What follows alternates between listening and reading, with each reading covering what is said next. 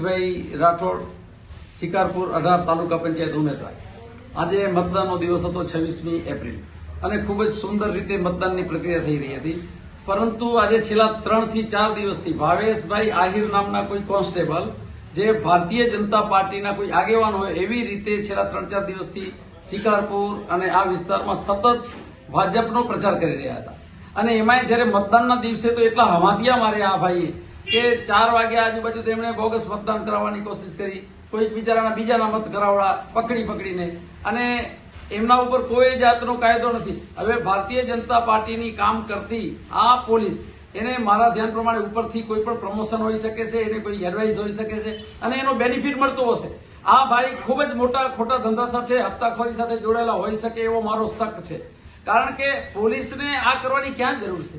ઈમાનદારીથી કામ કરવાનું હોય, દેશની સૌથી જો શ્રેષ્ઠ હોય કોઈ પણ પ્રક્રિયા તો શિક્ષકો અને પોલીસ છે।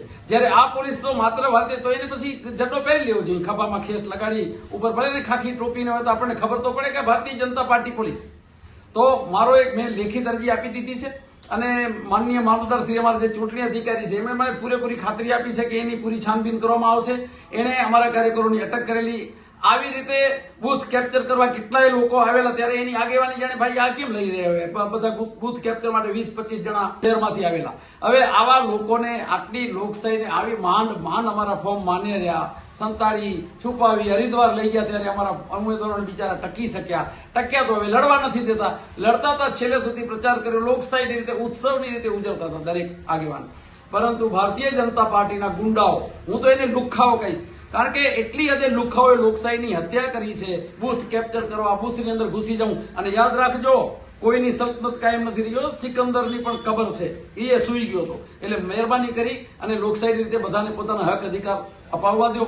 અમે મત માંગીએ છીએ, કામનું મત માંગવાનું હોય। જ્યારે તમે મત માંગવાની તમારી એક માનેલી એબિલિટી નથી રહી તો તમે આવી રીતે શું કામ કરો છો? એટલે મહેરબાની કરી અને આ જે અધિકારી છે, આવા પોલીસ અધિકારીઓ છે, ચાપલુસો જેને કહેવાય, એમના ઉપર તાત્કાલિક સરકાર એક્શન લે અને આવા જે સેજામાં હોય, કારણ કે એ જ્યાં જશે ત્યાં એને ભારતીય જનતા પાર્ટીનું પૂરેપૂરું સંરક્ષણ હશે। એટલે આવા અધિકારીઓ ઉપર બાજ નજર રહે એવી અમારી વિનંતી છે।